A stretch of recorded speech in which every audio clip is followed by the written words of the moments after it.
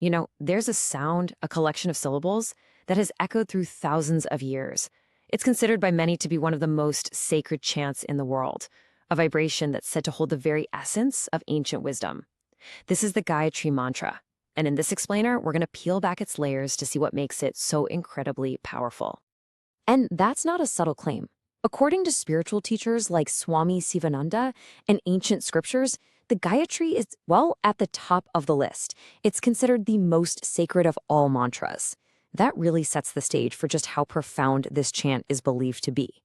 To really get it, we have to wind the clock back, way back. Over 3,000 years ago, in fact, the Gayatri Mantra first appears in the Rig Veda, which is the world's oldest known scripture.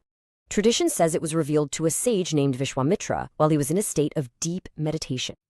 So first, let's explore it simply as what it's most known for, a sacred chant. We'll follow its journey from an ancient verse to what's become a truly global vibration. It's one thing to hear about its power, but what is the prayer actually asking for? What's the literal meaning behind these ancient Sanskrit syllables? Let's break it down line by line. So, let's decode its meaning. At its heart, it's a universal prayer for light. The mantra kicks off with this incredibly powerful invocation. Om is considered the primordial sound of the universe. Then you have Pur, which represents the physical world, our earthly plane. Bhuva is the mental world, the space in between, and Swa is the spiritual plane, or heaven. So right from the very start, it's addressing the totality of existence.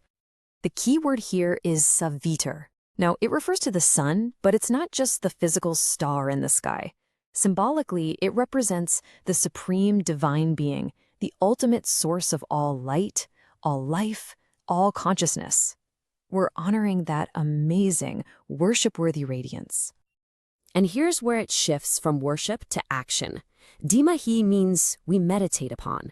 The focus is on Bhargo, that divine, spiritual light that purifies and gets rid of all darkness and ignorance. It's an active process, You're actively focusing your mind on this incredible illumination. And this is the real kicker. This is the core request of the whole prayer.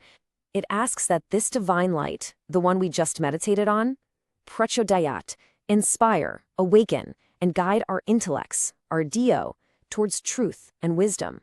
So fundamentally, it's a prayer for enlightenment. A prayer for light is profound enough, right? But some scholars are proposing a much deeper, more complex layer to this. They're suggesting it's not just a hymn, but a highly compressed map of reality itself. What if it's a code?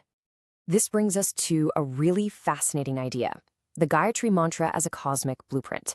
We're diving into a theory from cognitive linguistics, that's the study of how language relates to our mind, that frames the mantra not just as a prayer, but as a mega compression of reality. And the key to this entire theory, it all comes down to this number, 24. If you take out the opening invocation, the Gayatri Mantra has exactly 24 syllables. And in ancient Indian philosophy, especially the Sankhya school, which tries to explain the building blocks of reality, the number 24 is a huge deal. So here's the core idea, which was proposed in a 2019 academic analysis. The theory of mega compression suggests that each of those 24 syllables is an encoded link to one of the 24 fundamental principles, or tattvas, that make up all of reality. It's kind of like a zip file for the entire universe. And this table gives you a little peek into how it's theorized to work. The 24 syllables are broken into groups. So the first 5 syllables are thought to map to our 5 organs of knowledge, sight, hearing, and so on. The next 5 map to the organs of action, hands, feet, speech. And the next sets map to the subtle and then the gross elements that make up our world, like sound, touch, ether, and fire. So according to this model, chanting the mantra isn't just saying words.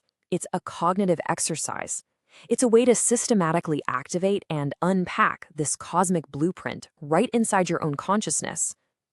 As you move through the syllables, you are conceptually moving through every single layer of reality, from your own senses to the very elements of the cosmos.